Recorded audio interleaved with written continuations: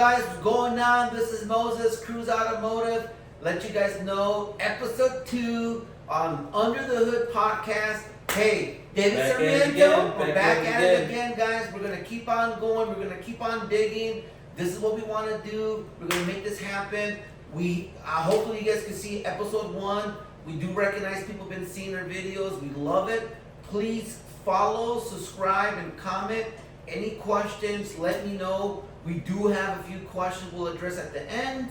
But David, what is the question of the day? What we got going on in the world that people have been asking? What we got going on? I think basically it's general maintenance of your vehicle. General so I'm going maintenance. to start off first probably asking brakes, right? What are the most things? Crazy, guys. How do I know that I need to stop in the shop and get my brakes How replaced? do you know, or how can we prevent from brakes from not stopping your vehicle, or what can we do for them to last longer? When should I replace them?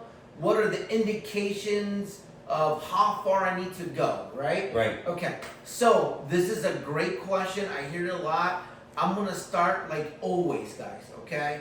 You gotta commit with a great auto repair shop. If you're in Holland, we got your Cruz back, Automotive. right? Cruz Automotive, we got your back. All right, find that one place. You got your one dude that you go all the time. That's amazing, right? Yep. You want to build that relationship, okay? They'll know your vehicle. So when you get that oil change, okay, it's very important that they keep records and they could measure the brake pads, and they'll know if they're 50%, 60%, 70%, and 80%, okay?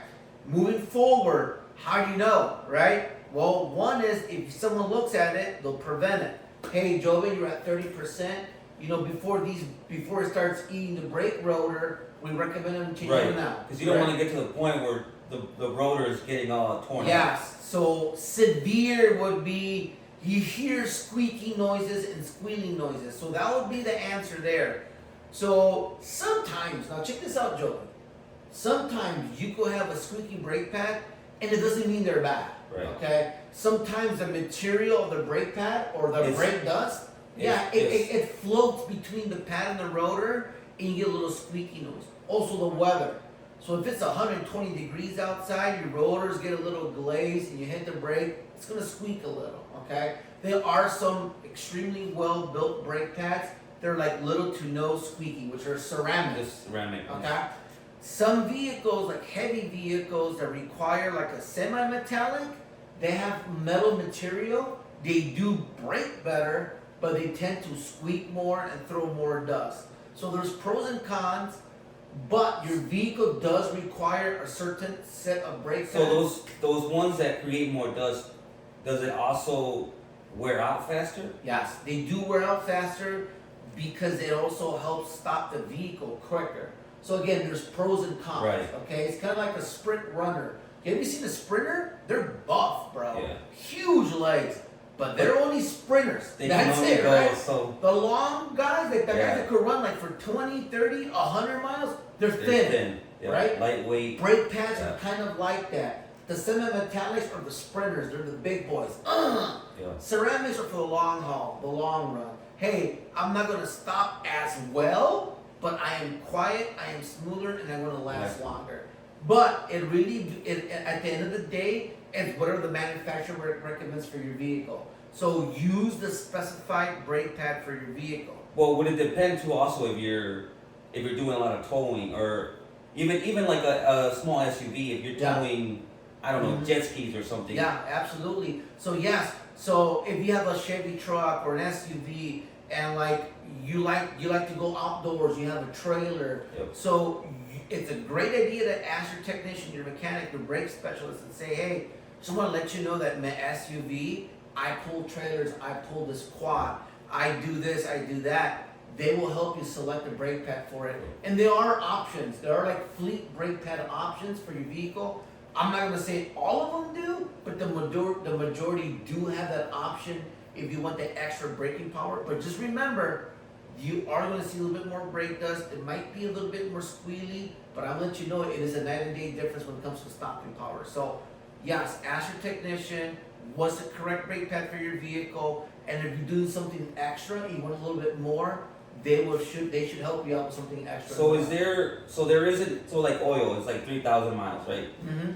Is there a 3,000 mile, 4,000 mile range on these brakes, or is it whenever they start wearing out? So how do, that's a great question. So I'm gonna say most brake pads, if you buy like a good premium ceramic, they'll give you like a 36,000 parts and labor warranty. So what it means that they do this, poll, like, hey, based on research shows that these brake pads last 36,000 miles, right? A normal driver, wear. average order. I've seen people last longer depending how they drive.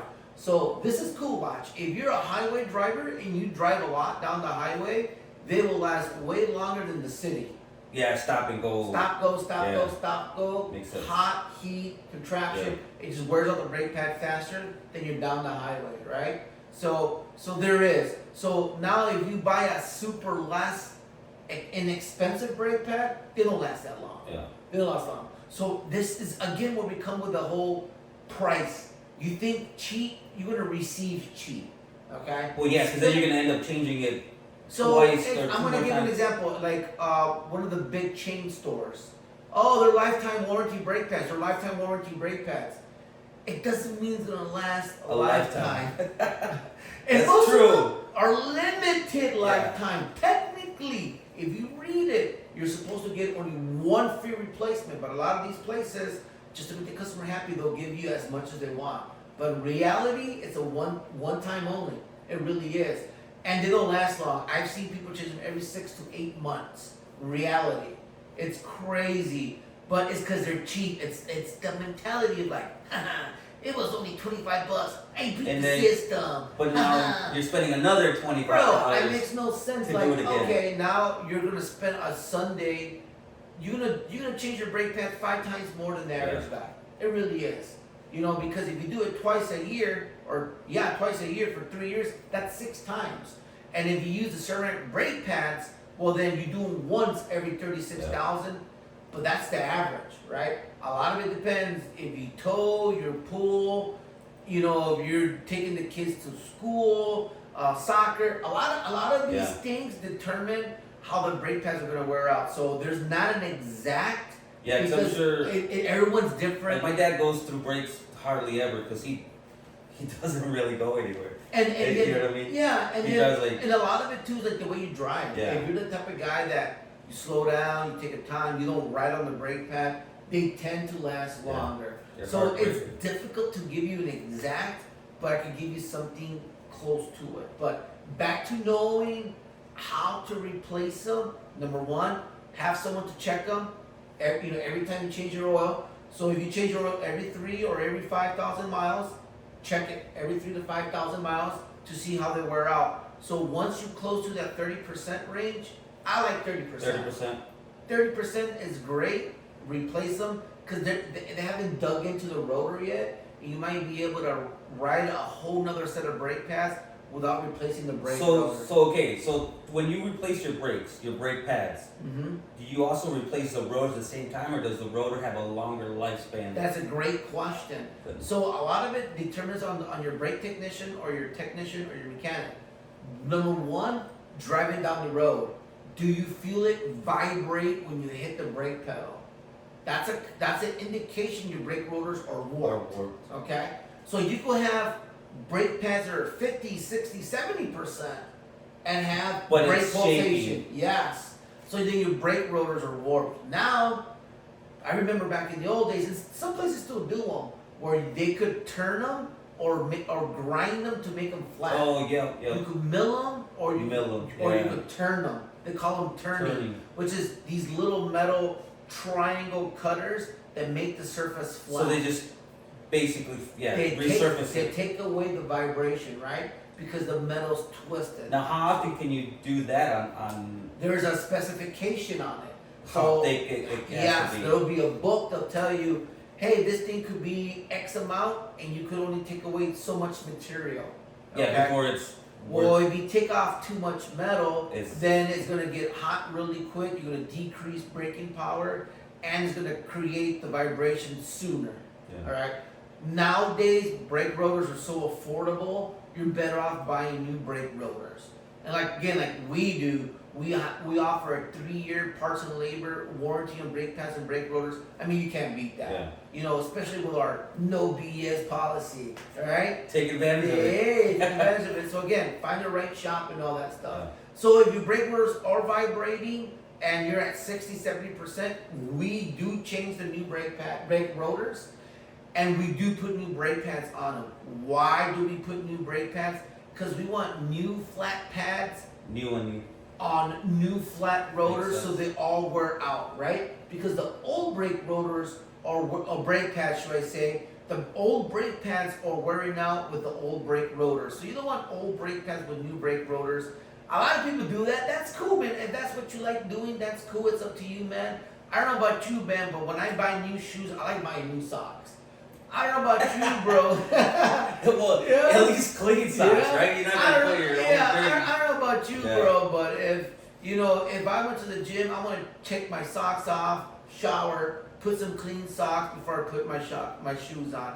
I know it's off topic, but just I'm trying to think. You guys can Don't think wear the about same it. socks all day. Yeah, switch them out, man. So yes, new brake pads with new brake rotors is ideal for us.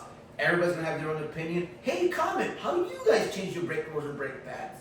Let me know in the comments what you do. So there's different types of brake pads, right? Yes. Is there different types of rotors? Yes, absolutely. They- So you'll have your average stock rotor. So whatever is made from the manufacturer, you get the OEM brake rotor, you can get an aftermarket brake rotor, and you also got some fancy drilled and slotted rotor, right? Yeah.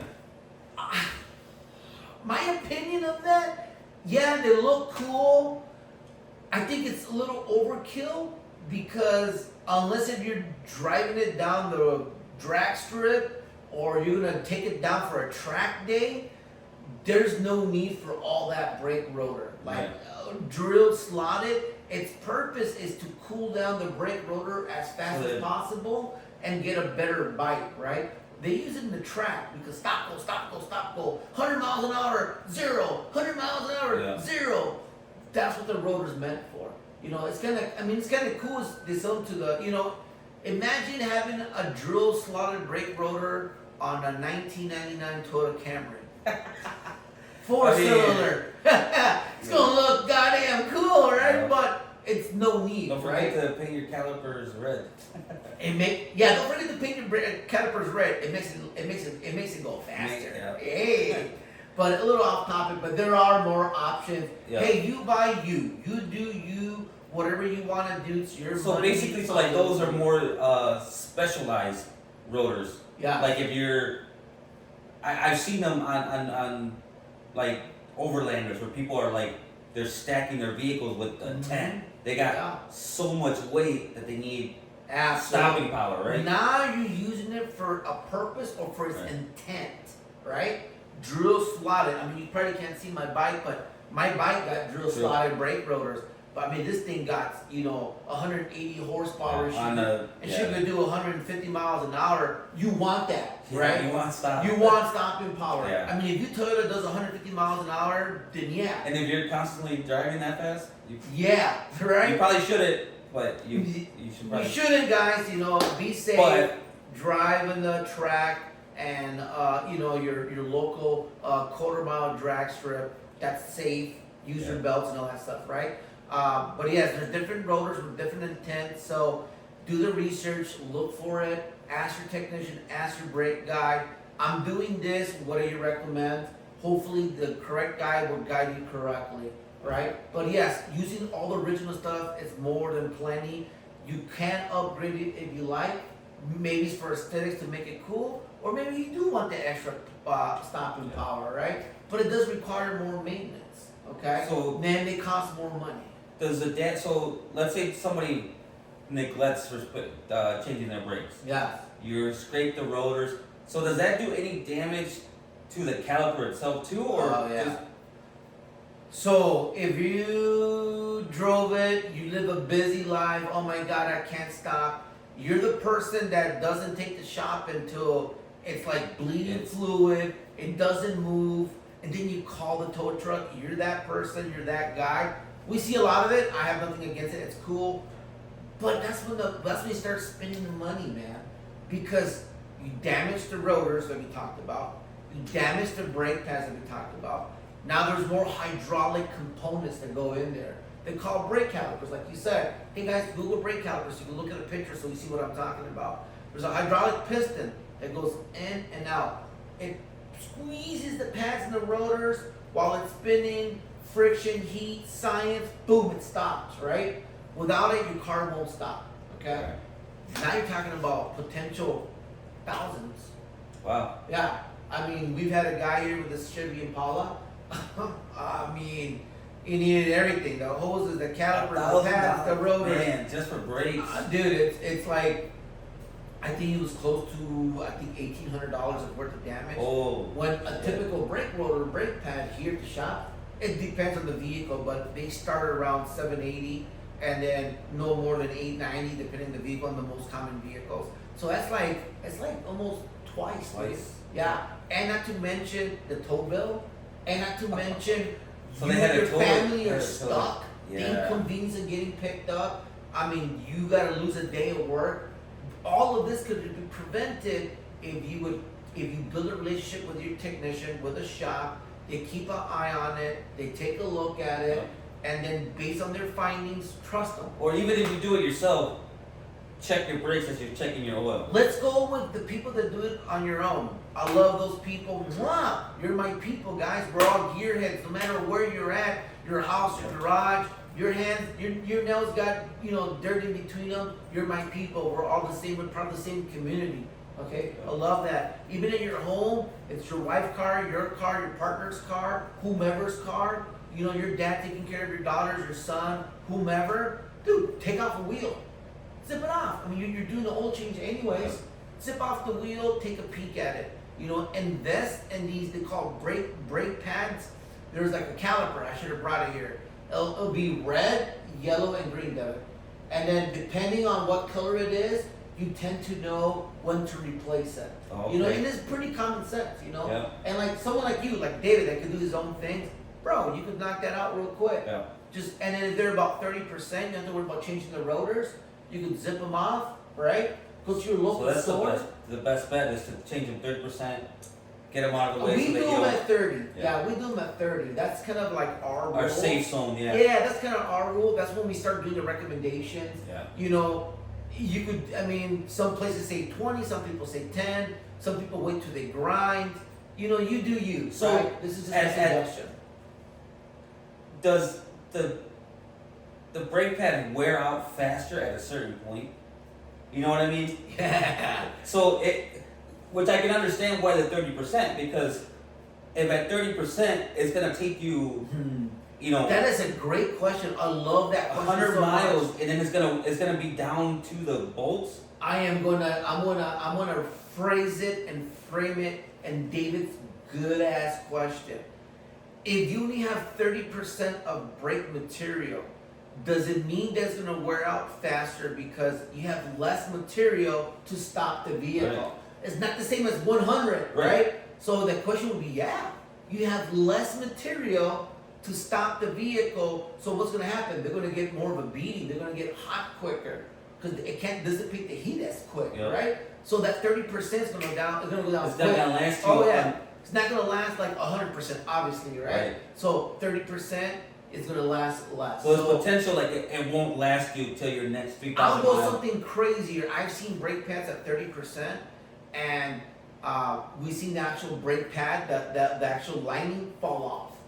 Oh. Because they get so hot or so Yeah, warm. it just. And this is something severe, guys. Doesn't happen all the time. Severe. But it could happen. It could happen. I've seen it. It could happen. We've seen it. We That's- got some videos and that's pictures crazy. of some crazy stuff where I don't know where to start from. It's nuts. And how people I'll do it later. And then brakes, oh my God.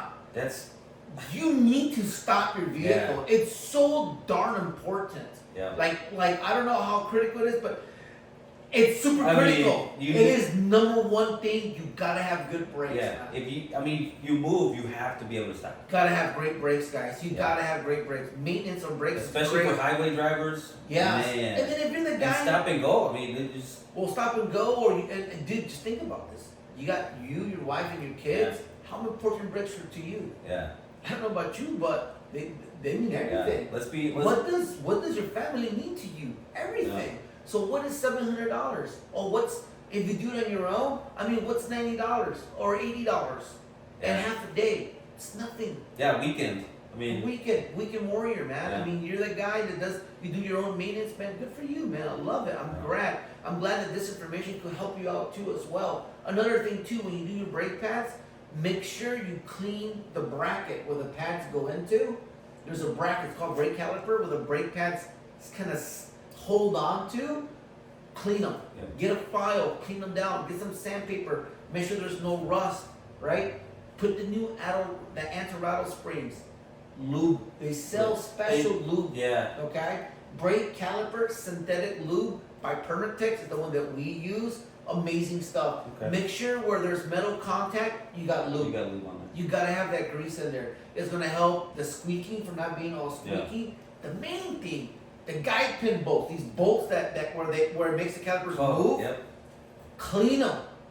Make sure you put grease in them. You want those to be smooth. Yeah. It's gonna also help out with the brake pad wear. I remember. Because if they're sticky, they're gonna wear out quicker, or one side is gonna wear out faster than the other. So I had my '86 Camaro, and so when you hit the brakes, it would swerve to the right.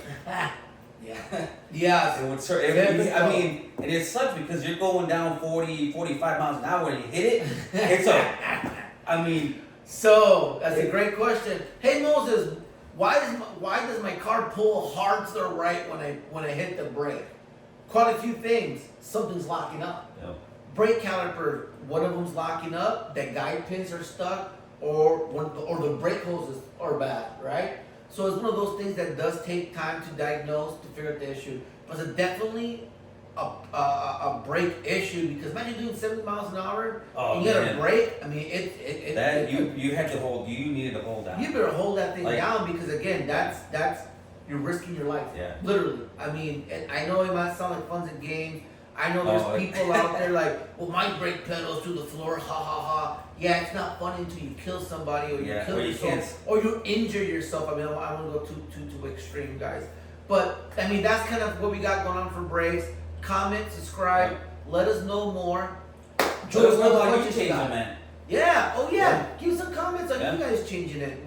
How you guys do it.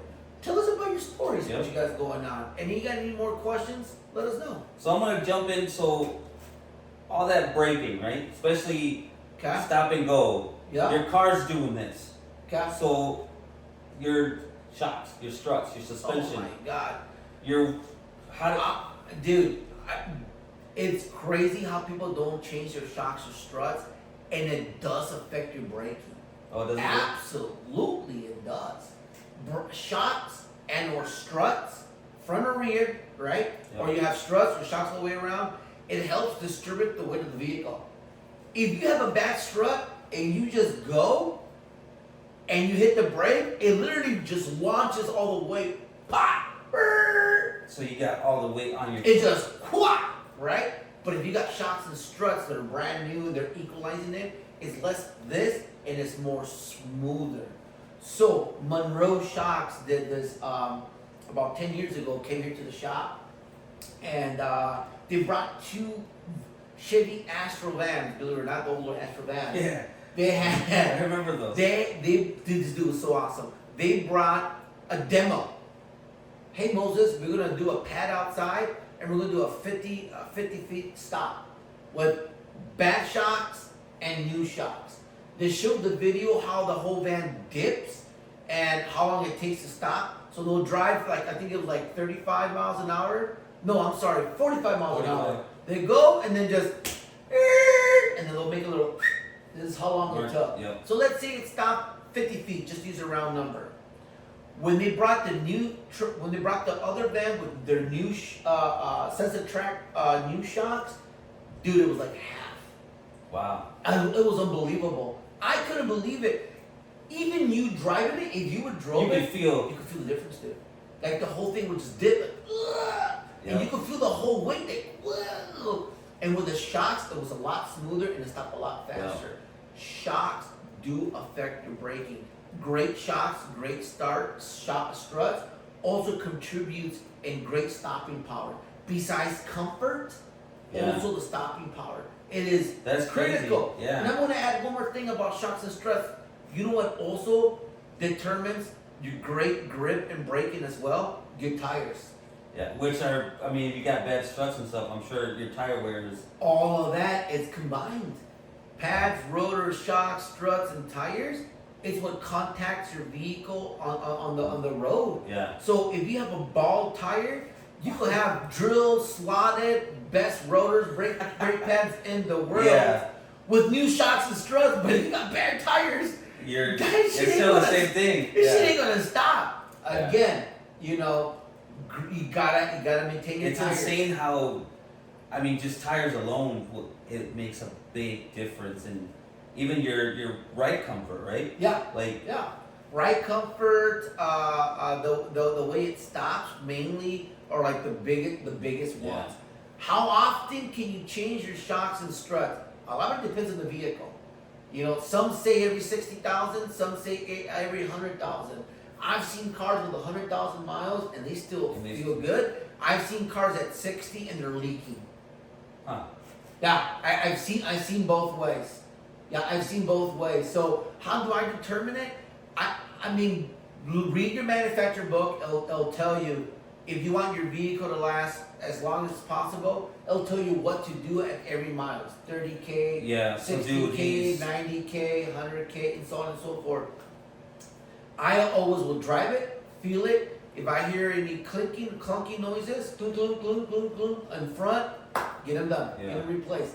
If I see them any signs of leaking, get it done, get them replaced. We'll take pictures, we'll tell videos to justify why. Not because I'm trying to oversell you. Because remember, a good tech, a good shop is not going to oversell you. They're going to recommend you the stuff you really need. Yeah. Okay, hey, you really need this. Or if I see something wrong, we recommend this down the future. We'll keep an eye on it, right?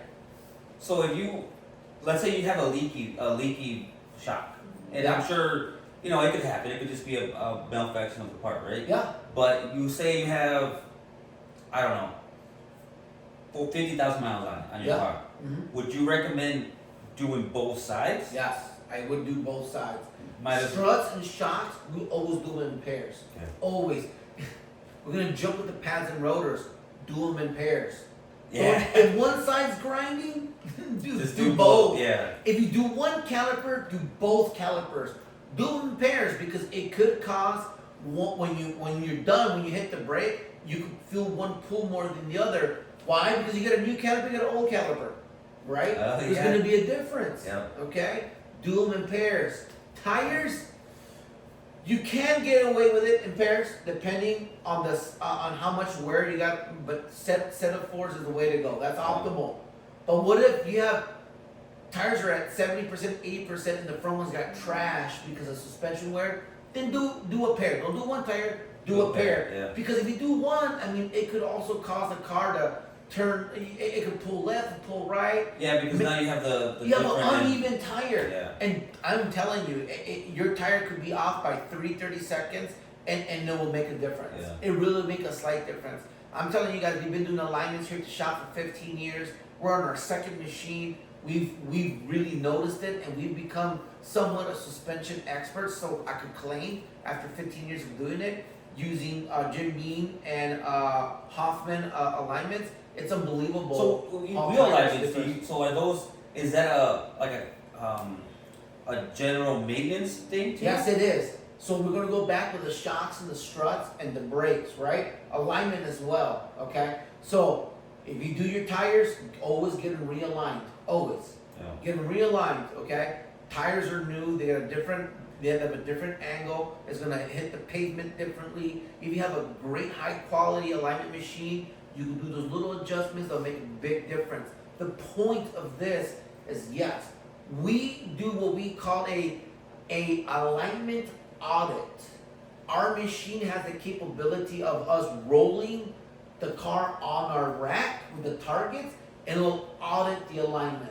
How close are you? Sorry. It's awesome, dude. I'm telling you, we can know if it's off, if something's bent. I'll know if the wheels one is wearing out more than the other. I mean, this machine is freaking phenomenal. That'd be a nice video to watch. We'll do a video of doing an audit alignment. So if you have a shop that does alignments, let them ask them, hey, can you do a audit alignment? It's another words of saying, don't do the alignment. Show me where I'm at. Right. Where I'm like at. an estimate, right? Show me where I'm what at. What do I need to do? Print it out. Where are my numbers? What's my camber? What's my caster? What's my toe? Toe is this for the tires. Caster is the position of the tire. Is it like this? Is it like this? Camber is how much tilted it is. It kind of like the tire. Is it like this or is it like that? That is camber.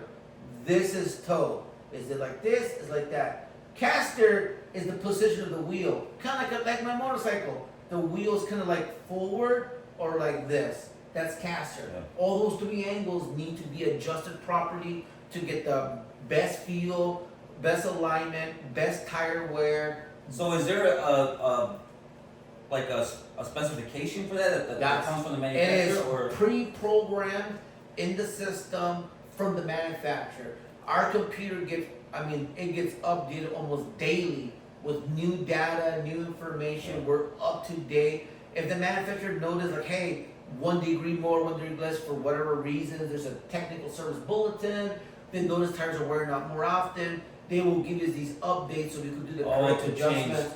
Yes, to make the correct corrections to do so, right? I'm gonna go back. How often should you do your alignment? Yes. We recommend once a year, but do an audit every 6 months. So do you recommend? I'm thinking right after or before winter, because I feel like in winter, right, your conditions are slippery, you're sliding, you hit a curb. Yeah. So for us for the winter time, we see a ton of it coming in like in October, November. That's kind of our tire season. Yeah. Most people buy tires before the winter hits, right? Well, yeah, you want the best possible alignment, you know what I mean? Yes. To drive you through the winter. You will really know how your alignment is when it's icy and snowy. Yeah. Literally, if it's off a little and you're driving down the road here or anywhere that snows and ice, you guys know when the alignment's off because it just feels like it's just all over the place. It's fishtailing. It feels like it's out of control, and it is out of control, and it could cause an accident. We see people get spun around because they don't do their alignments. They just don't do them. It's so important that you have a great alignment and get it done properly. Take it to a place where they're able to do so. So a great practice. Yeah, right before winter time hits. Yeah, make sure everything's good, and then you can determine: do I need tires or don't need tires? Will these make it or not make it? Let's do an audit first. Does it need it or don't need it? Oh, it is. What's bent? What's worn out? Dude, winter time's coming. Get this fixed. Don't get broke down in the middle of the road. You don't want to be off in the ditch because you neglected to do a small investment. It's going to cost you way more money when you're with your family in the ditch or in the middle of the road, putting everybody in danger, not to mention the tow truck. Dude, the tow $200, $300, $400, $500. I've seen people up to $600 getting towed out in the middle of anywhere, dude. Yeah. Because you're stuck at Sunday going to church. You just and you're waiting there like an hour before the tow truck gets terrible, to you. Man. Look, I'm not trying to be exaggerated. It's just crazy because I've been doing this for almost 25 years. Okay, 2.5 decades. I've seen this stuff. I feel like I'm I feel like I'm a doctor that, they do so many heart surgeries. Like, oh, please stop eating all that junk food. And like, you hear all the time, like, man, that guy's tripping. But it's because you see it so much. You just want to be like all about it. Like, hey guys, prevent this from happening or whatever, Yeah. So yes, guys, get your winter tires and get an alignment. Get an alignment. Get an alignment audit. If you just watching this video and you're concerned, ask for a alignment check or alignment audit. Now, is that a common practice to do an alignment audit, or is that? Should be, yeah, absolutely. A lot of it has to be with the way the shop is run, who's running the office, dude, we love to educate our customers. The more we educate the customers, David, the more they understand. So like if they see this and now they understand why we audit, it makes you want to come in more like, oh, I think I know that. Thank you. And most audits are free. We do all audits free. Some charge $29, some charge $24. That's cool. But if you're my customer that's been coming here for a long time, the audit is free. Because we're gonna check it for you. Do you need it or don't need it? You don't need it, you don't need it. If you do, then we'll let you know. We'll make a game plan. We'll do a suspension. We'll do a digital inspection. What's wrong with it? We'll build an estimate, and we'll go from there. We want your car to be healthy. Right? Especially before winter. I mean, here in Michigan, I mean, we've been lucky this year. but hardly any snow, guys. Yeah, I think Christmas, no snow. It was weird.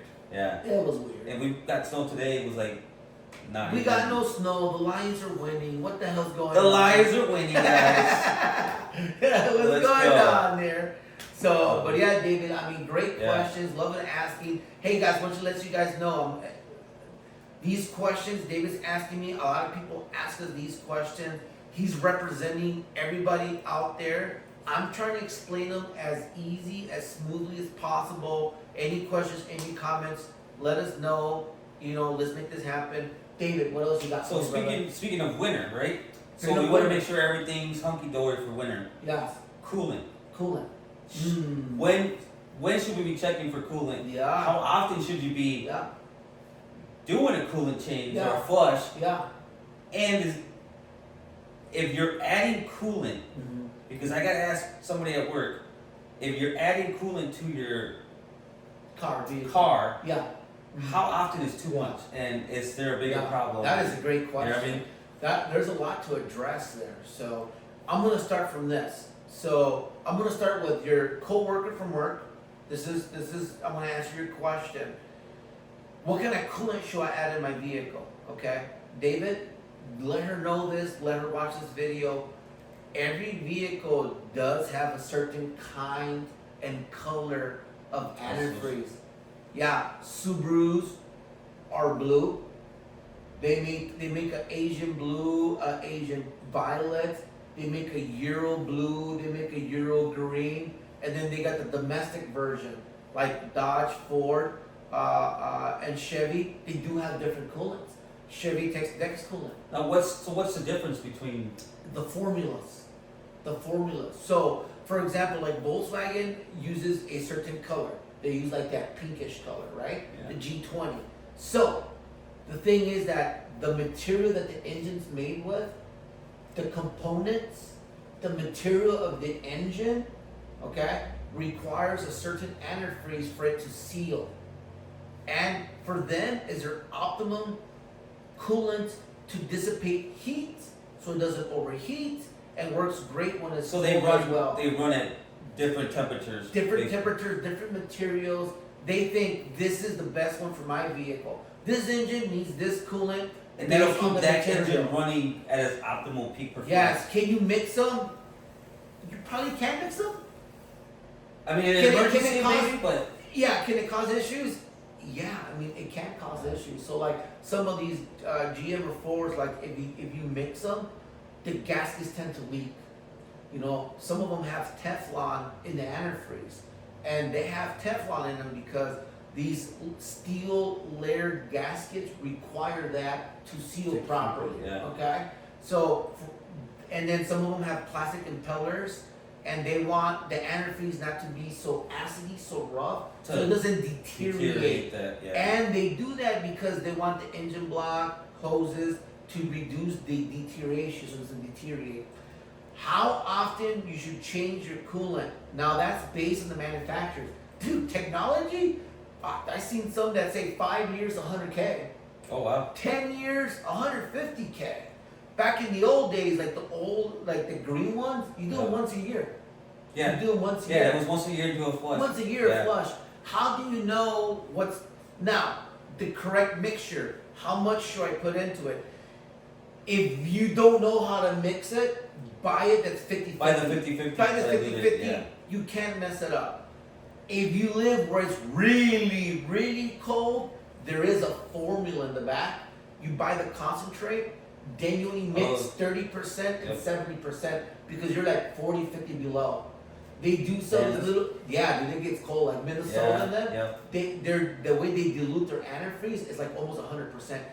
Can't do 100 because when it gets cold, it turns into jello. Yeah. It gets jello-y.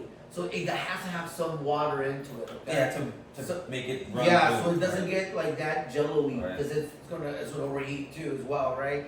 So read the instructions to the back, mix it properly. 50-50 if you're gonna add more.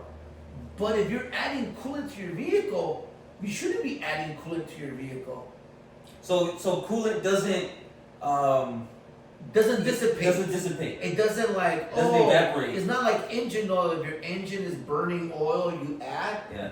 No. If you're adding coolant, you got a leak. You got a leak or it's burning it. One of the two. Oh. So if you're adding coolant every day and you think it's normal, no. It's not normal. It's normal for you to check it, make sure it's at level. Yep. And there's gonna be a hot and cold. Right. It's gonna go up and down. In your reservoir, right? It's normal because water expands. When it gets hot, it expands. So it's gonna go with a hot, and then when it cools down, it goes down to the cold. So, what does that mean? Hot. Right? Yeah. So, your car's been running for 30 minutes. Or it's overheating. What does hot mean? You know what? It's a poor choice of word of saying hot. Right. Because you think my car's running hot. Ooh, it's bad. But it means that it's running at operating temperature. Yeah. Right? Hot and that level means it's running at operating temperature, which most cars are already between 196 and 226, depending on the vehicle. Some runs at 210, 212, 198, 212. So basically when your needle and your dash is dead center, right? Halfway. Most vehicles show half. Yeah. Some show quarter. It depends on every manufacturer is different. Yeah. Whatever they want their needle to be at. Whatever they're. Yes. Right. So when it's there, it should be at the hot. Do not, please do not open the reservoir when that thing is hot. You will cause damage to your body. Yeah. That's happened to me. Okay. That's happened to me before. In the summer, I had a heater core hose break on me. I mean, it burned the shit on my back, part of my face. Yep. So, I mean, dude, it's dangerous, dude. I mean, it was tough. It was tough. So, let the thing cool down. I don't care if you're in a rush or a hurry. I don't know about you, but take care of your face, take care of your body. Yep. I mean, you can literally go blind. My brother was in the hospital. He still has a mark on his shoulder from getting burnt with coolant. Exactly. Use these experiences for you guys to know never to open when it's hot. Yeah. Wait till it completely cools down. That's when you want to add your antifreeze when it's completely cold. Or like next day, let's say you wake up in the morning and you know your car needs coolant, it's a little bit cold is the perfect time. And you fill it up where it says cold. So do you recommend going in the reservoir, adding coolant to the reservoir, or right into the radiator? Great question. Both. So if your vehicle has a radiator cap and a reservoir, do both. Top off the radiator and then top off the reservoir. So if you do have an issue with the coolant, you need to add coolant, both. Now there's some cars that only has one big reservoir. And that's it. Yeah, and some do have a radiator with a radiator cap, and then you have a separate reservoir. Do both. Then, so, do you do it when it's running? That's a great question. To answer that question, if you want to do it while it's running, the reason why you want to do it while it's running, because once the engine's running, the water pump is pulling it, right? Okay. There's actually a tool that is called, it's like a bleeder tool. It's like a big funnel. You add it, as it's running, it'll burp itself out. Oh, okay. If you don't have all those fancy tooling, you don't have that reservoir, when it's cold early in the morning, fill it up and you can fire it up, it will go down. Because the water pump is sucking it. Wait till it goes down, top it off, only when it's cold though. Yep.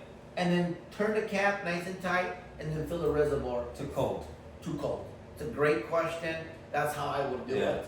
But the correct way, us guys at the shop, or if you do stuff at home, invest in a reservoir. Hopefully, we could probably put a link there so you can kind of see the reservoir. Or I'll put a picture. Maybe Yeah, we'll I'll throw a picture up. We'll throw a picture so you can see how the reservoir looks like.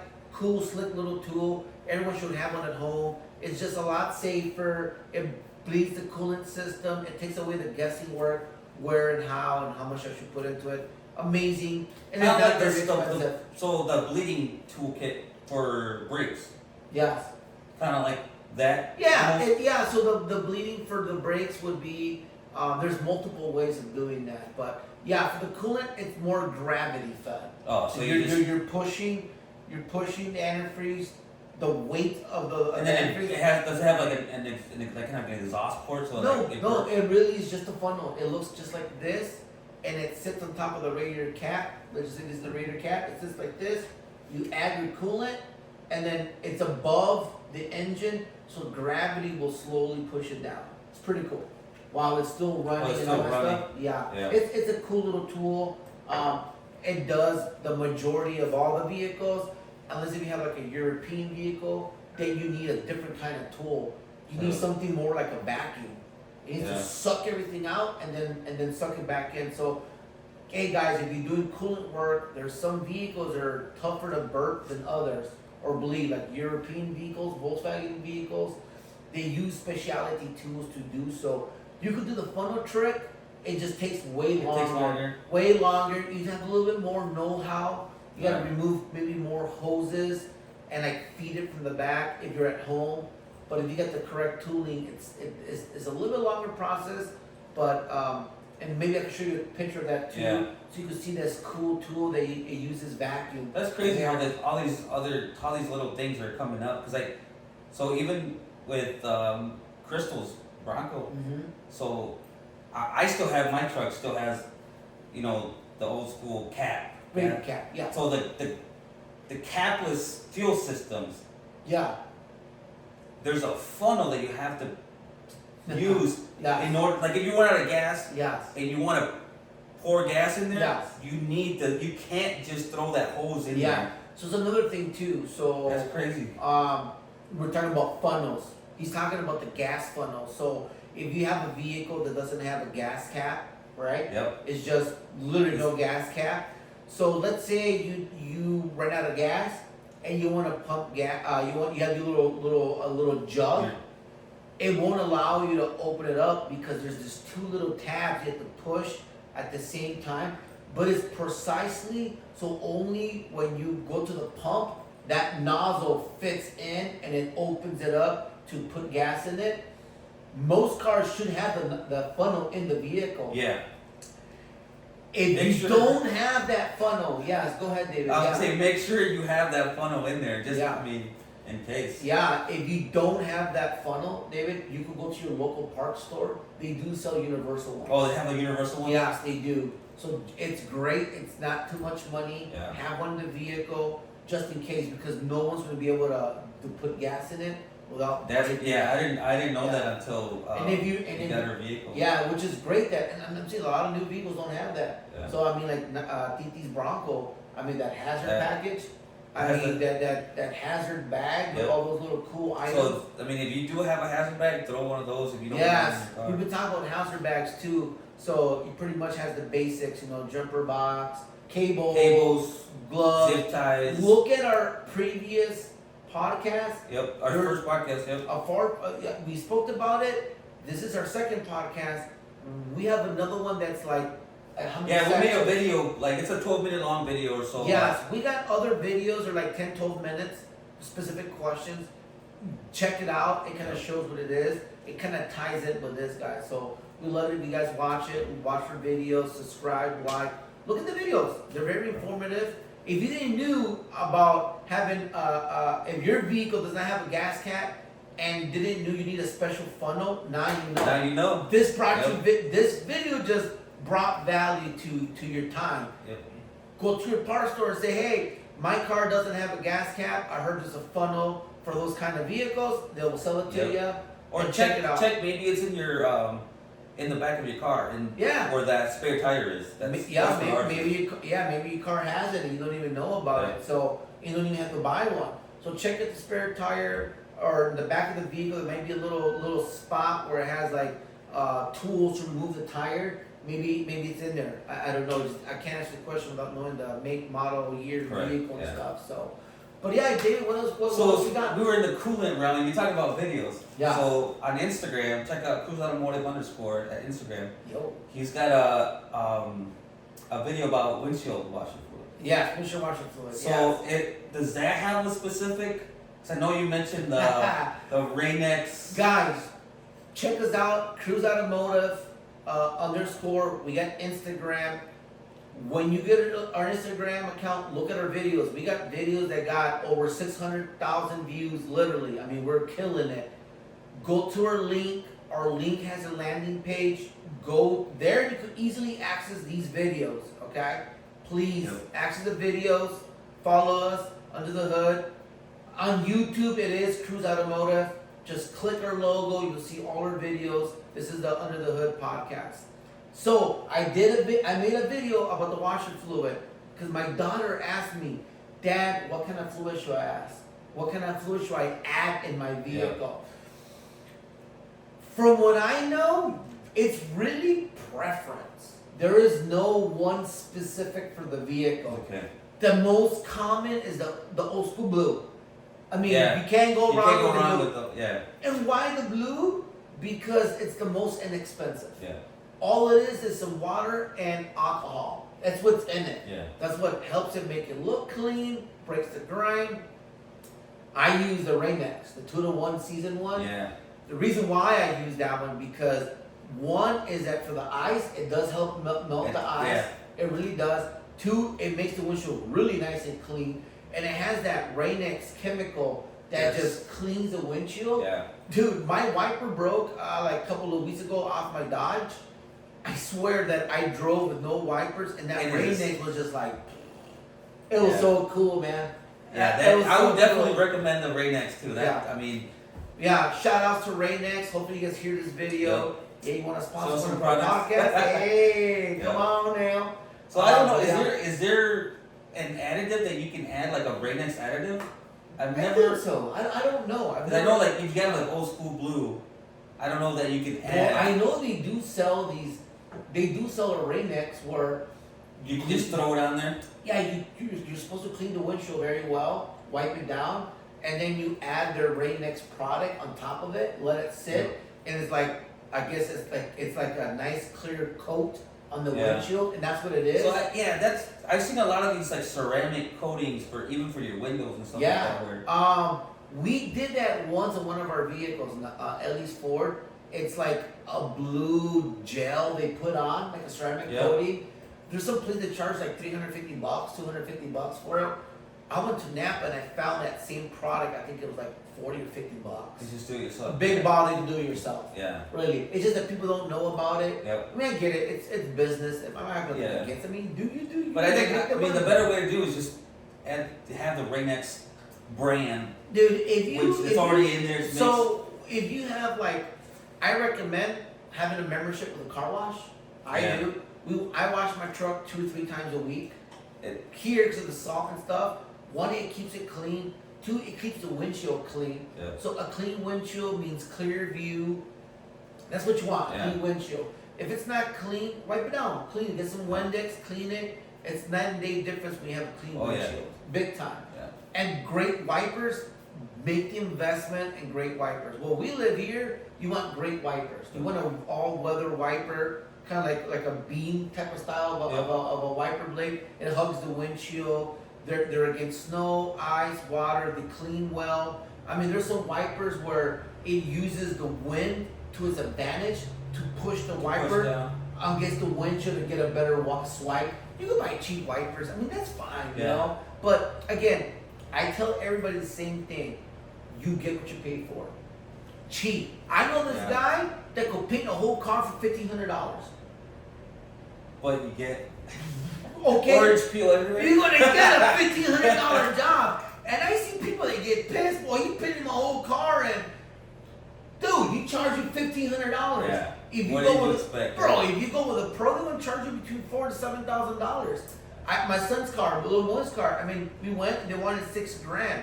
Okay, that's a profession. If something's wrong, then you bitch about it. Again, with your wipers, there's the guy that there's the guy that does the $1,500, and there's the guy that charges $6,000. Wipers don't cost $6,000. There are $20 wiper blades, but you know what? It's 4, 5, even 10 times better than the cheap blade. And think about it. At the long run, how many times are you going to change a cheap blade towards a good blade? And then the bad thing is that like everything, right? Everything happens when there's a freaking rainstorm and your wipers all crappy and you can't see. Yeah. I mean, trust me, you're gonna $25. When that storm comes through and you can't see crap, but you luckily you bought those nice wiper blades, it just paid themselves off because now you can see, right? It makes a huge difference. I'm not gonna say you're gonna see through the storm, but your visibility is gonna be way better than that $3 wiper blade. Yeah, because then they'll leave that streak in the middle, or now you're trying to. He's trying to swerve away or whatever. Yeah, Joven? So speak for the people, Joven. Ask me more questions. What you got, brother? All right, so the windshield washer fluid. In your video, you said, please make sure you don't add it in this one. Guys, go to Cruz Automotive _ check out my washer fluid video. Yes, we do. Okay, guys. When you put washer fluid, there's literally a logo that has like this little washer fluid logo. It usually is blue, some are yellow. People get confused with the coolant reservoir one. We've seen people put washer fluid in the antifreeze reservoir, and we've seen people put antifreeze in the windshield washer reservoir. Now they got antifreeze all over the windshield, dude. It's crazy. Why does it smell like the reason why I made that video is because we've seen it happen a lot. Yeah. So just again, like I'm gonna we'll put a picture of it. Let's put a picture of it. Let's put a picture right here. Yeah. Windshield washer fluid, coolant reservoir. All right. Hey, Dave's gonna do all the to make it happen. But look, guys, it really, in all seriousness, if you look at our videos, I do say a lot about mechanical work. It's a lot about observation, just paying attention and having common sense. Really, it's no rocket science. If you're on your own, don't have a mom or dad, or maybe you just on your own or whatnot. I mean, I didn't want to go too extreme. You know, you see these videos because you want to be self-taught, self-sufficient. So the way to learn stuff is just just observe, pay attention, and have common sense. That's what mechanical is. And if you're adding it, because I don't know if all of the vehicles, but I think the majority have the low windshield. Yeah. It's the same icon. Yeah. That's a good one, David. Yeah. You're absolutely correct. Most vehicles, I could say that when it's low, the little light that comes on, it will show you like how the little brand, the little logo, the little thing that says this is the washer fluid. So you could put one and one together. Yep. So that is good so on the cap it'll have that exact same. Yeah, good observation. Logo. Absolutely. And yes. I mean, I'm assuming that if you're adding it, it's because it's low.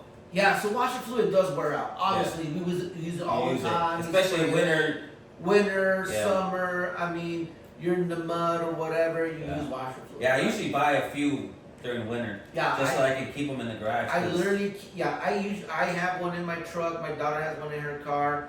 We always keep them because it's just easier. Yeah. You know, you're at the gas station, pop the hood, and get it all checked out. Top it off. Yeah, top it off. Especially if you're going on a trip, make sure it's topped off, especially during winter, because it gets nasty. You get all that salt and crap all over your car. You can't clean windshield. There's nothing worse than that without windshield. Wow. Bad wiper blades and a bad washer fluid. Oh my God, it's just a disaster. Unless you do that one guy, you're like, I don't give a shit. I can see through anything. That's cool. You're doing the Ace Ventura, Yeah, you do you, man. But if you want to be safe, you want your family to be safe, dude, it's a small investment. Yeah. Get some good wiper blades. Get some good washer fluid. wash your car, keep the car clean. All that's maintenance for your vehicle. And speaking of maintenance, what you got, Jobs? So speaking of maintenance, we're talking about kind of general maintenance, right? Mm-hmm. Transmission fluid. Mm-hmm. How often is that changed? There's a transmission, there's a filter that goes with it. How often should that be changed, or what? Great questions. I'm gonna address the drivetrain. This is what drivetrain means. The components that make the vehicle spin, right? The motor transfers the power, the power is transferred to these components. The transmission, the rear differential, and the front differential, if it has one. Or it's the front or the rear, or vice versa, depending on the vehicle. Or a transfer case if you have it. And yeah, for the four-wheel drive. Transmission. Most manufacturers recommend 60,000 miles. Some say even 30,000. Oh. Read the manufacturer. I'm all about changing fluids. I think we spoke about the engine oil. Yep. Dude, I know most manufacturers say 5 to 7. There's some cars that say 10. I mean, it's controversial for me to say. I'm a guy that I recommend changing the fluids more frequently. Just a clean engine is a happy engine. If you could change your oil every 3,000 to 4,000 miles, full synthetic, do the investment. If you don't want to, you want to do what the manufacturer says, that's cool. I'm just giving you my opinion based on all these motors I've rebuilt, opened up. We've seen so many scenarios. I recommend, kind of like the surgeon when you see all the heart stuff. You know, heart surgery, oh man, clogged arteries. I recommend you eat clean, stay away from sugar, stay away from carbs. That's a recommendation. You do you. I'm telling you, based on what I see when I open up engines, the cleaner the engine, the longer it's gonna last. Yeah. Goes with the transmission. Gotta change that fluid in the transmission, guys. Gotta keep it clean. You know, it has additives too. It doesn't wear out as fast as the engine oil, but it does have additives to keep it clean, keep it cool, and it lubricates. Okay? So some wear out faster than others, okay? Depending on the vehicles. Honda's got these additives where if you don't change them, it can make the car shudder. Ugh. Really? Fords too. Yeah, there's some newer ones. They got the LV or ultra low viscosity oils. If the detergents wear out, it makes the car shake. Really? Yeah. Wow. Oh yeah. So you'll know when you have to. Yeah, those are some indications. Like in between shifting, you feel your car to call shudder. Yeah. I mean, either you have an internal transmission problem, but most common is the fluid. It really is. Because some manufacturers say, oh, don't worry about to 100,000. Well, I mean, yeah. I would change it sooner if I was you guys. If it was my truck, I'll change that thing at 60. Some people do them at 30. I mean, cool. Drain and refill at 30, and then at 60, drop the pan, filter, gasket, do a complete flush, put it back on, go another 30, drain, refill it, and then at 120, again, filter. Dude, the transmission filter, so you know with oil filters, you got all kinds of brands, and the same thing applies to transmission filters? Yeah, Is there like a general? Yeah, I like, when it comes to transmission fluids, get all original. OEM. Okay. Whatever OEM is. And then again, some vehicles, like if you got like a BMW, some BMW, some Audis, they say that the transmission oil needs no service and lasts the life of the transmission. Yeah, that's some crazy stuff though. There's some other guy that I follow, Mr. Lopez. I'm gonna call a shout out. He's an airplane mechanic. I love his stuff. Me and him got a lot of stuff in common. But he also spoke about the transmission fluid, that how important to change the fluid is. I agree with you 100%, Mr. Lopez. Hopefully you can see this podcast. I'm gonna tag you so you can watch it. This guy's phenomenal. I guess I'm gonna have to get a transmission. Yeah. Now, there's so many questions and so many crazy things. Follow the manufacturer, because that's what you're supposed to. My tip is that if you're able to do it every 60K, get it done. Get it done. If you can do it every 30, get it done. I think most of them say 30,000, either you change the filter or just drop and drain the fluid. At 60, you change the filter, the gasket, flush it, put it back together. Another 30, drain, refill, and at 120, again, filter, pan gasket, flush. if you never flush your fluid before, and it has 150,000 miles, my transmission builder guy says, don't even touch the fluid. Leave it alone. Draining the fluid could cause issues. Really? Yes, it could cause issues. All the clutch debris, all the metal debris that's in the oil, it's what's keeping the clutches from still shifting. It's using it as a friction. If you take away that oil, That friction. you take away all the metal, you're gonna notice slippage. Really? Yes, it has happened to us before. Without I've knowing. heard that before too. Hey, you changed my fluid, and after you changed my fluid, my trainee slipped. Yep. It never slipped before. Holy shit! Now I've we're heard that shit. before. So guys, it's So it's important. And there's Yeah. another thing even crazy. Some transmission filters are not even accessible. It's internal. It's a metal screen. Yo. You gotta split the training in half to get change to the it. screen. It sucks because you can't service it. Yeah. So in that instance, changing the oil every 30,000 miles, even if you just drain it and refill it, is better than none. So you drain it, some of it's still in, but you put the new one in, that's cool. And then when it's at 60, flush it out. At 30, drain and refill. And 120, flush it out. And this is like a Honda, like maybe like an 03, 04, 05. Let's get an example where the filter's inside. You can't service it, right? Yeah. So yeah, dude. Or even Honda CRVs, those 10s, 11, 12s. Yeah. That the fluid's different, and if you let it go too long, like at 60, 70, 80,000 miles, they'll shudder. And once you flush out the whole thing, it runs like a new car again. Huh. Yeah. It's interesting. Yeah. Mm-hmm. And it's because the oil they use deteriorates faster. Yeah. Now, do they make oils that last a long time? Absolutely. I'm more than sure there's I'm technology to do that. I'm the type of guy that I really strongly believe that if you change your fluids more often, the cleaner, the better it's gonna last. Are you that one guy that got 200,000 miles and never changed your training fluid? I believe you. I've seen it. That's amazing, right? But not everybody's in the same boat that you're in, right? So that's hard with buying a used vehicle. No. You know what I mean? Yeah, because so you don't know that they've been doing it every 30, every 60. It is good to know, like, if you buy a used vehicle, hey, do you have maintenance records? Yeah. You know? Another thing, too, a lot of the shops nowadays, even us, we're linked with Carfax. So you can... All the repairs get posted on Carfax. Oh, so if you do a Carfax, you can see the maintenance. Every oil change, every training, when they put tires, when they did that. So guys, get a Carfax. Yeah. Even the Carfax, hey, shout out to Carfax. Even Carfax could show that's you good the to know maintenance because stuff. the used Like, vehicle. how well did you maintain it? And then you go over there, like you're saying, and then you do. Well, you're a person that does oil, your fluids change. Yeah. And you change it, and then your training starts slipping. Well, it's because that other person never did anything. Exactly.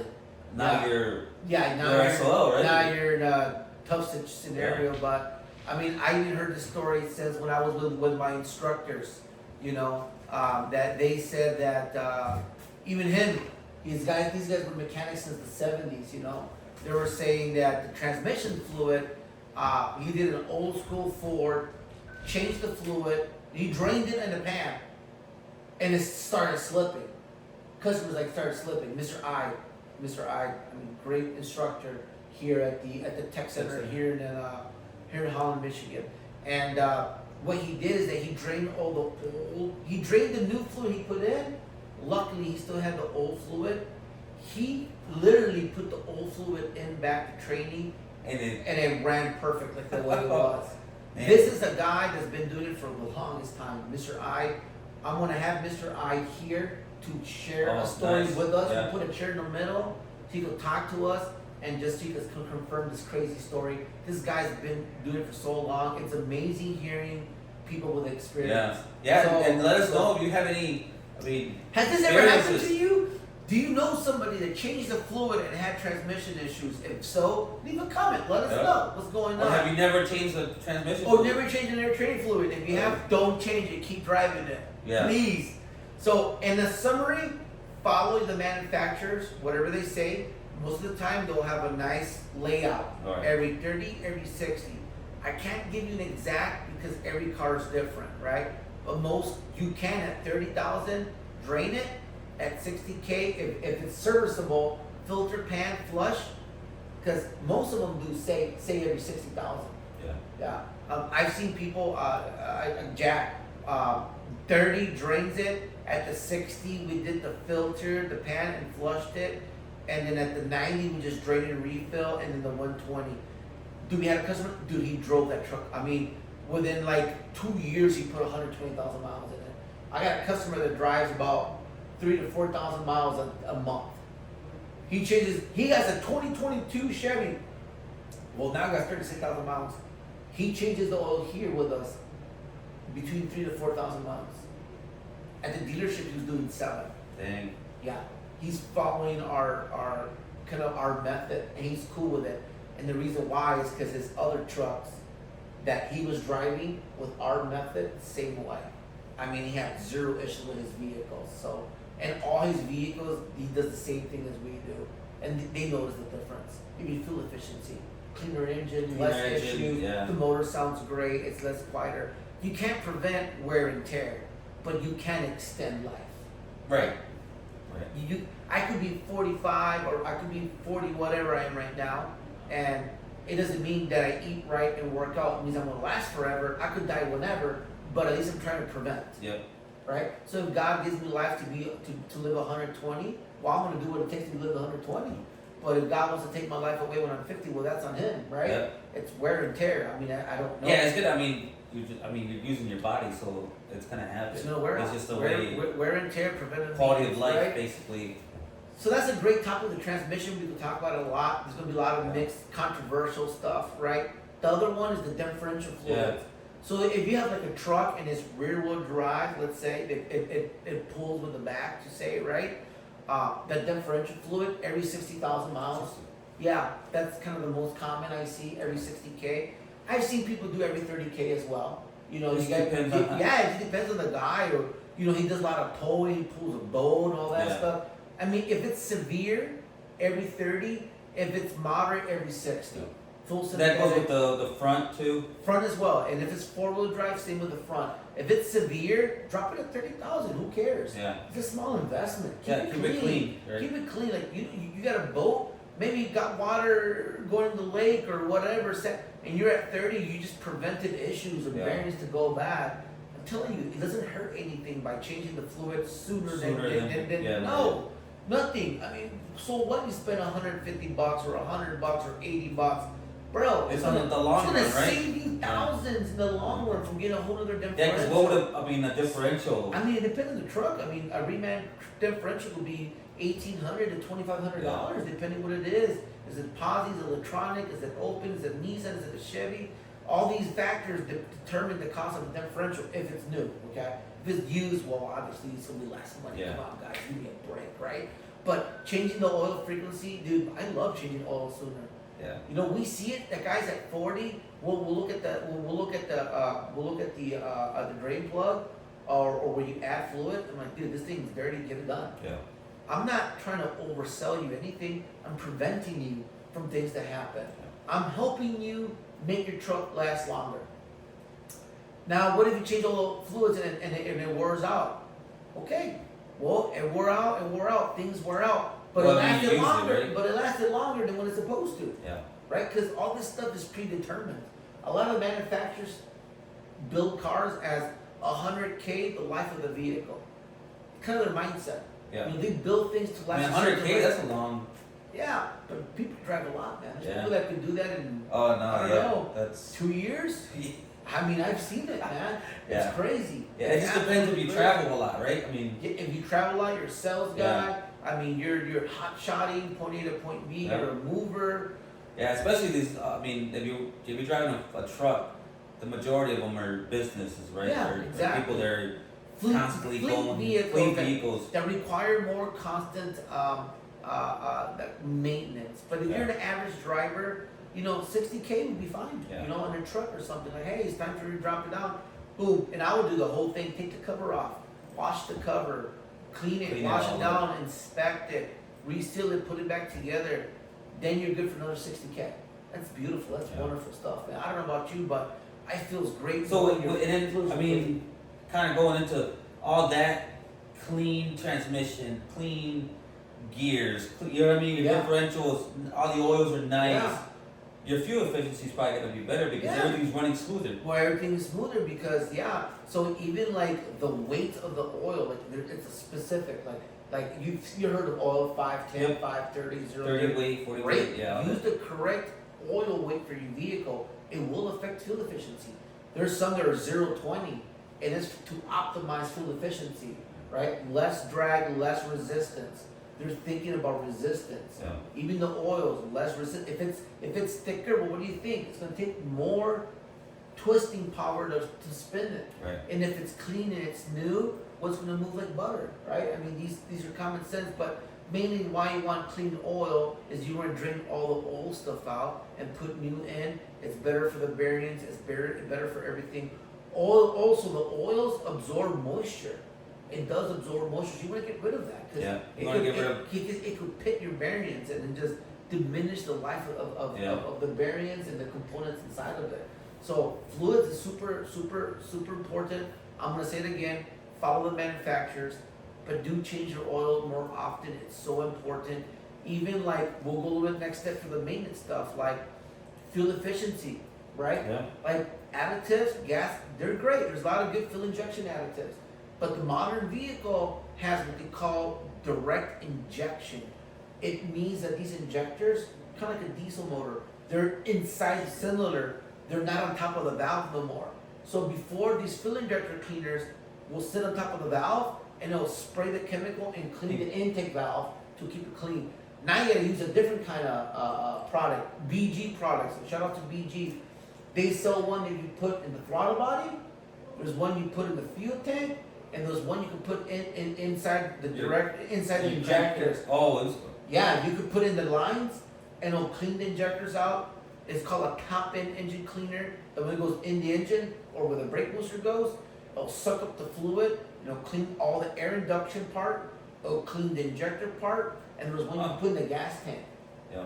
The gas Which tank. is the most common one, right? Gas tank. Yeah, which was the most common. But the reason why I wanted the gas tank is because there's a lot of impurities, waters, and chemicals in the gas tank. They sell chemicals that once it mixes, it'll make anything inside of it combustible. Their science is amazing stuff, man. So ask your technician, ask the shop if they have BG products, get some more information. And even for oil treatments, they could do like oil flush, put the chemical in, dump it out, put oil, and they put another chemical with the oil to extend the life of the oil of the vehicle too. Oh wow. Yeah, there's so much science out there that BG products, guys. Does anybody use that? BG. Yeah, shout it out, Jobs. Yeah. Anybody use BG products? Let us know what you guys know. If you don't know, ask somebody that knows about it. Ask your technician, a shop. Hey, I heard about BG products. What they got to offer? You'd be surprised at the products they have. Yeah. So with the fuel efficiency, the first thing to me that comes to mind is like tune-ups and stuff like that, right? Yeah, tune-up. So how often, what is a tune-up? The modern vehicle tune-up, wow. Literally, the modern vehicle with these superb spark plugs now, they last up to 100,000 miles. If it's severe, I've seen soon as 80,000, 70,000 miles. So it means like you're pulling, you're hauling, they last, literally. And spark plug, so back in the day, you had a distributor, cap, roller, wire, spark plug wires, do those. That is gone. You have direct injection. There's one coil per cylinder, okay? Those coils will last until they go bad, right? We see them go bad, and when they do go bad, we will replace the whole set. So if it's a set of 8, because an 8-cylinder or a 6 or a 4, we'll do them all one shot. More than likely, they're eventually all gonna one at a time. They're gonna go bad. Yeah. Just get it like a Band-Aid, do it all one shot. So spark plugs, coils. If it's severe, right? A severe tune-up will be the ignition coils, the spark plugs. Obviously, any filters is available. Air filter. I don't think fuel filters because the majority of all the fuel filters are built inside the fuel pump. They're non-serviceable. And because I remember that was the tune-up back in the day, right? It was spark plugs, wires, fuel filter. Yeah.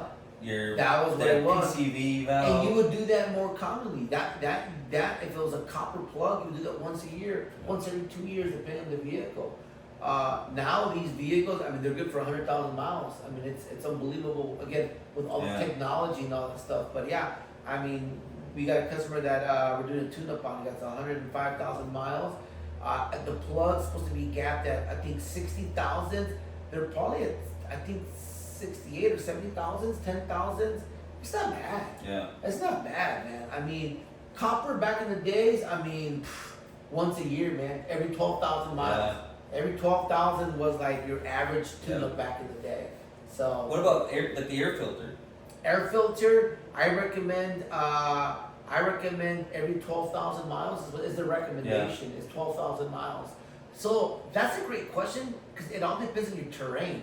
If you live where it's dusty and sandy, maybe once every other oil change. Because a lot of sand gets built up. Yeah, and dust and grime. Yeah. And then you don't want to wait till it's 12,000, right? So every oil change, you still want to look at your oil filter. If it looks clean, put it back together. Do the next one. But yeah, they do say every 12,000 miles. And then do you go with your regular stock? What is it, paper? Yeah. So there's a lot of options. I mean, because I know that. I mean, K&N is one of the big ones that I always remember. K&N makes phenomenal filters.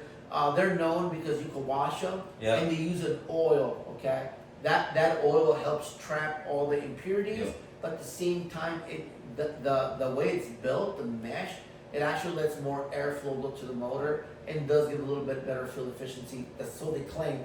They do, right?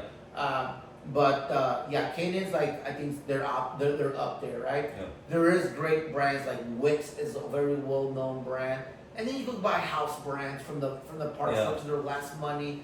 So does spending more money make a difference? Yes. Yeah, the material of the filter is different. Especially nowadays with gas prices going up. So, like, the cold air intakes? Doing I guess a mod, right? Yes. Would that help, or is it not worth spending the money and just get a better air filter to improve some of that gas mileage? Okay, you want to talk about modifications of an air filter cleaner or cool air induction? The modern vehicle is programmed to run a certain filter for the vehicle, right?